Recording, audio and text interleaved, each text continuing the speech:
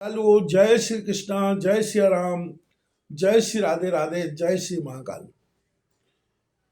शल्य के वध के पश्चात दुर्योधन अत्यंत चिंतित हो गया। वह हाय हाय कर पुकार कर रोने लगा और पछाड़ खाने लगा। एक एक करके अपने सभी वीर सेनापतियों भीष्म, द्रोणाचार्य, कर्ण और शल्य के मरने से दुर्योधन की पांडवों पर विजय पाने की समस्त आशाओं पर तुषारापात हो गया। उसे अपने प्राणों के भी लाले पड़ गए जब उसने देखा कि 11 अक्षौणी सेना में से कुछ इने गिने वीर शेष रह गए हैं, तो उसके मन में अपने प्राणों का मोह उत्पन्न हुआ और वह अपने प्राण बचाने के लिए आर्त हो उठा। वह चारों ओर आंख फाड़कर अपने जीवन की रक्षा के लिए सहारा ढूंढने की चेष्टा करने लगा, पर कोई उपाय उसके मस्तिष्क में न आया। अंत में जब वह निराश हो गया और अपने पिता धृतराष्ट्र के पास जीवन रक्षा का उपाय पूछने गया, उसने सोचा कि यद्यपि मैंने अपने जीवन भर पिता की आज्ञा और सम्मति का उल्लंघन किया है, फिर भी पिता पिता ही है। वह अवश्य मुझे कोई ऐसा उपाय बताएंगे जिससे मेरे प्राणों की रक्षा हो सके। ऐसा सोचते सोचते दुखी मन से दुर्योधन अपने पिता धृतराष्ट्र के पास पहुंचा और रोते रोते अपने पिता के चरण पकड़ लिए। धृतराष्ट्र उस समय दुर्योधन के आने से बड़े अचंभे में पड़ गया कि वह इस समय किस कारण मेरे पास आया है। दुर्योधन ने कहा, हे महाराज, युद्ध स्थल में मेरी सेना के सभी प्रसिद्ध और अद्वितीय वीर पांडवों द्वारा मारे जा चुके हैं, यहाँ तक कि मेरे सभी भाई भी मर चुके हैं। अब आप कृपा करके कोई ऐसा उपाय बताइए जिससे मेरे प्राणों की रक्षा हो सके, अन्यथा प्रातःकाल होते ही भीम की गदा मेरे इस शरीर के टुकड़े टुकड़े कर देगी, इसमें तनिक भी संदेह नहीं है। ऐसा दुर्योधन युधिष्ठिर से धृतराष्ट्र से कहने लगा, अपने पिता से कहने लगा। धृतराष्ट्र ने कहा, हे पुत्र, तुमने स्वयं अपने कर्मों से इस कुल का नाश कराया है। यदि तुम पांडवों को अपना भाई मानते और उनसे चाल न करते तो आज तुम्हें अपने प्राणों की चिंता न होती। हे पुत्र, मैं भी इस समय सभी पुत्रों और वीरों के मरने के कारण हत बुद्धि हो रहा हूँ। अतः तुम अपनी माता गांधारी के पास जाओ, वह तुम्हें अवश्य प्राण रक्षा का कोई उपाय बतावेगी। वह सती साध्वी है और सती में रक्षा व संहार दोनों काम करने की अद्वितीय शक्ति होती है। दुर्योधन अपने पिता के परामर्श पर अपनी माता के पास गया और उससे प्राण रक्षा का उपाय बताने की प्रार्थना करने लगा। जब दुर्योधन माता के सामने बहुत गिड़गिड़ाया तो गांधारी ने कहा कि हे पुत्र, अब तुम्हारे प्राण रक्षा का उपाय एकमात्र धर्मराज युधिष्ठिर ही बता सकते हैं, कोई अन्य नहीं। वे धर्म के अवतार हैं। तुमसे लड़ाई होते हुए भी यदि तुम उनकी शरण में जाकर उनसे उपाय पूछोगे तो अवश्य तुम्हारी रक्षा का उपाय बतावेंगे। माताजी की आज्ञा पाकर डरते डरते दुर्योधन रात्रि में पांडवों के शिविर में गया और जाकर युधिष्ठिर के पांव पकड़ लिए और अत्यंत नम्र वाणी में उनसे प्राण रक्षा का उपाय पूछा।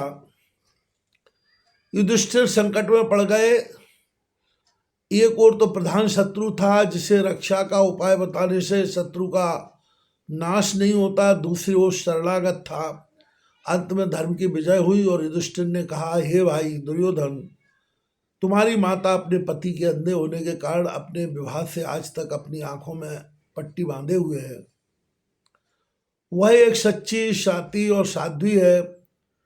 वह जिसे वज्र का बना दे, जिसे चाहे उसे अमृत प्रदान कर दे। अतः तुम सभी वस्त्र उतार कर नग्नावस्था में उसके सामने जाओ। वह तुम्हारी जिस जिस अंग को देख लेगी वही वज्र के समान हो जाएगा और तुम अजय हो जाओगे। युधिष्ठिर से उपाय सुनकर दुर्योधन तुरंत ही अपनी माता के पास चला, परंतु मार्ग में उसे श्री कृष्ण मिले। श्री कृष्ण सब बातें जानते थे, अतः उन्होंने सोचा कि यदि नग्नावस्था में गांधारी के सामने पहुंच जाएगा तो निश्चय ही वज्र के समान शरीर का हो जाएगा और फिर पांडवों का अब तक का परिश्रम बेकार हो जाएगा। श्री कृष्ण ने दुर्योधन से पूछा, भाई इस रात में कहाँ से आए हो और कहाँ जा रहे हो? दुर्योधन ने धर्मराज से हुई सारी बात श्री कृष्ण को बता दी। श्री कृष्ण ने पांडवों की विजय हेतु दुर्योधन से कहा, क्या बिल्कुल नंगे माता के सामने जाने में तुम्हें लज्जा न लगेगी? इसमें भी गांधारी एक साध्वी नारी है, वह तुम्हें बिल्कुल नंगा देखकर साप भी दे सकती है, अतः तुम अपने गुप्तांगों को फूल से ढककर जाओ। दुर्योधन फूलों से अपनी जंघा तक गुप्तांगों को ढककर माता के पास गया। गांधारी ने जब दुर्योधन को फूलों का जाल पहने देखा तो वह श्री कृष्ण की सब चाल समझ गई और पुत्र से कहा, दुर्योधन तूने युधिष्ठिर की बात न मानकर श्री कृष्ण की बात मानी, यह अच्छा नहीं किया, अथवा तेरी जंघा तक के भाग को छोड़कर समस्त शरीर वज्र का हो गया है। तुम इस भाग की रक्षा करो, बाकी तुम्हें कोई इस रण में जीत नहीं सकता। इसी समय कौरव पक्ष शून्य युद्ध स्थल से संजय हस्तिनापुर जा रहे थे। मार्ग में उनकी भेंट दुर्योधन से हुई। उस समय दुर्योधन की बड़ी बुरी दशा हो रही थी। समस्त शरीर बाणों से घायल हो रहा था। मानसिक पीड़ा भी पराकाष्ठा तक पहुंच चुकी थी। संजय को देखकर दुर्योधन विक्षिप्त की भांति उनके पास आकर पूछने लगे, संजय मेरी सेना की क्या दशा है? क्या मेरे भाई जीवित हैं?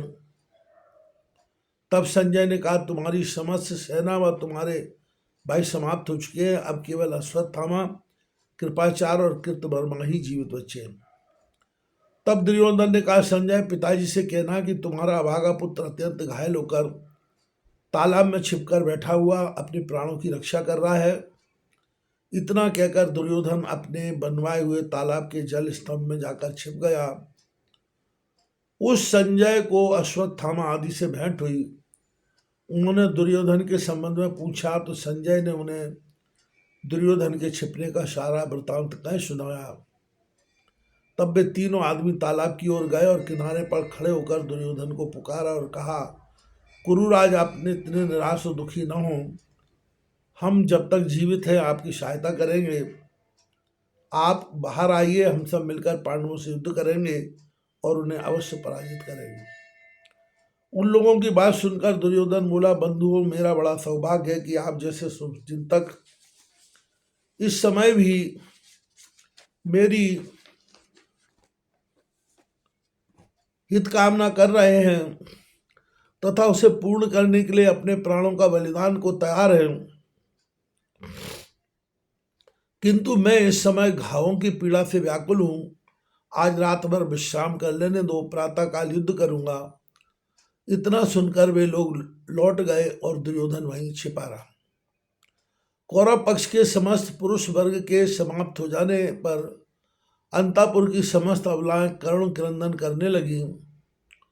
उनके उस मर्मभेदी करुण क्रंदन को सुनकर वज्र हृदय भी टूक टूक हो गए। कौरव कामनियों के आर्तनाद को सुनकर युद्ध को बड़ा दुख हुआ। उन्होंने अनाथ राजरानियों को हस्तिनापुर ले जाने का विचार किया। यह सोचकर वे धर्मराज के पास गए और उनसे अपना विचार कहा। दयालु युधिष्ठिर ने युद्ध को हृदय से लगा लिया और उन्हें विदा किया। युद्ध समस्त रानियों, दासियों व कौरवों के मंत्री आदि को लेकर हस्तिनापुर गए। वहां विदुर से उनकी भेंट हुई। विदुर ने उनके सौहार्द की सराहना की और कहा, बस तुमने कुल कामनियों की रक्षा करके उन्हें यहाँ पहुँचा दिया, यह बड़ा ही अच्छा कार्य किया। इस कौरव कुल का नाश करने वाले युद्ध में केवल तुम ही जीवित बचा देखकर हम अति प्रसन्न हुए हैं। अंधे और पुत्र शोक से पीड़ित राजा धृतराष्ट्र की वृद्धावस्था का सहारा तो हो गया।